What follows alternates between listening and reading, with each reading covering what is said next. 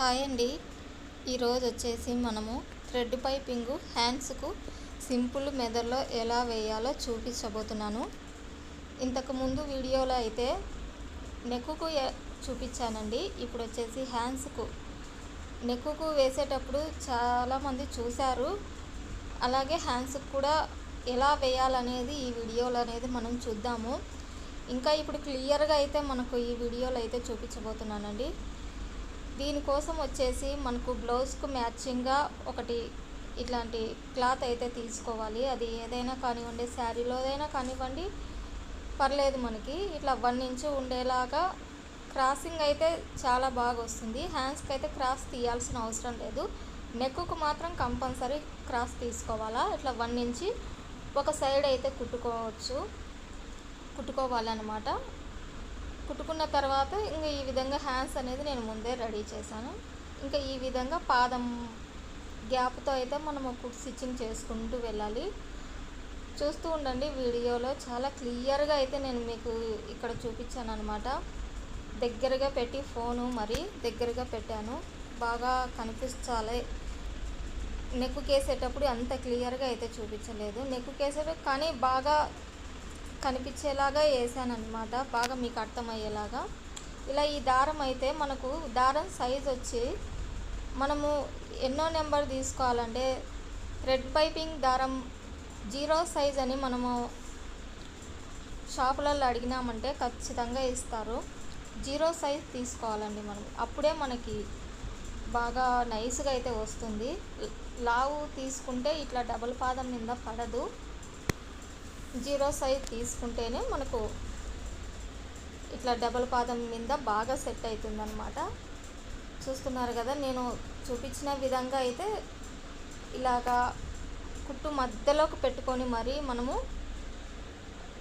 ఇక్కడ కుట్టుకు మధ్యలో పెట్టుకొని మనము స్టిచ్చింగ్ అనేది చేసుకోవాలి. థ్రెడ్ అనేది అక్కడ పెట్టుకుంటే కుట్టుకు ఆనిచ్చి మనం పెట్టుకోవాలి. ఆ విధంగా ఆనిచ్చి పెట్టుకొని మనం కొద్దిగా ఇగ్గినట్టు పట్టుకున్నామంటే ఆటోమేటిక్గా ఆడ టర్నింగ్ అనేది తిరిగిపోతుంది అన్నమాట.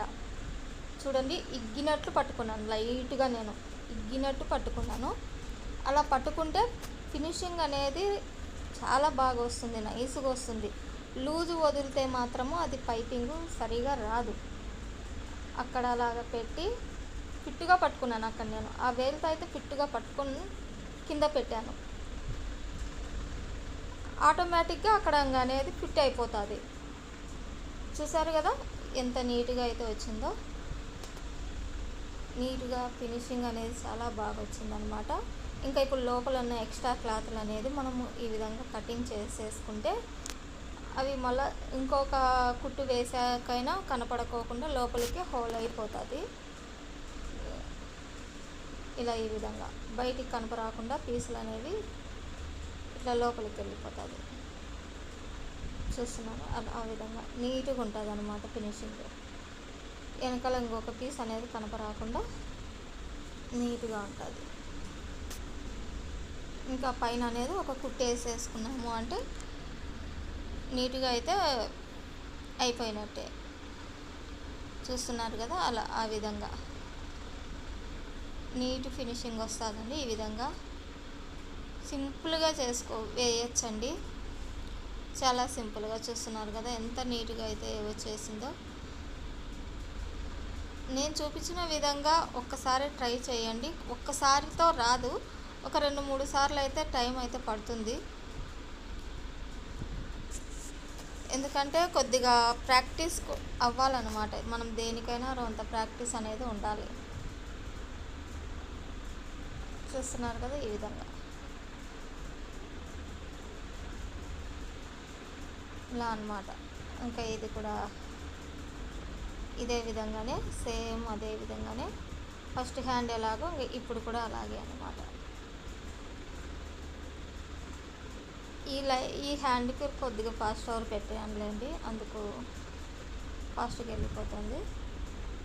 చూడండి, ఒక్కసారి చూసి మీరు నిదానంగా అలాగే ట్రై చేయండి, ఖచ్చితంగా వస్తుంది. ఇప్పుడు నేర్చుకునే వాళ్ళకు రాదని కొద్దిగా టెన్షన్ పడుతూ ఉంటారు. ఏం లేదండి, ఈజీగా వచ్చేస్తుంది అనమాట. అలా ఆ విధంగా అయితే మనం స్టిచెస్ వేసుకోవాలన్నమాట. చూస్తున్నారు కదా, ఈ విధంగా ఇలాగే ట్రై చేయండి. చాలా బాగా అయితే మనకు వస్తుంది. ఒక్కసారిగా అయితే ఏది రాదు, ట్రై చేస్తూ ఉండండి. ఒక 4-5 సార్లకైతే కంపల్సరీ అలవాటు అయిపోతుంది. అంతేనండి.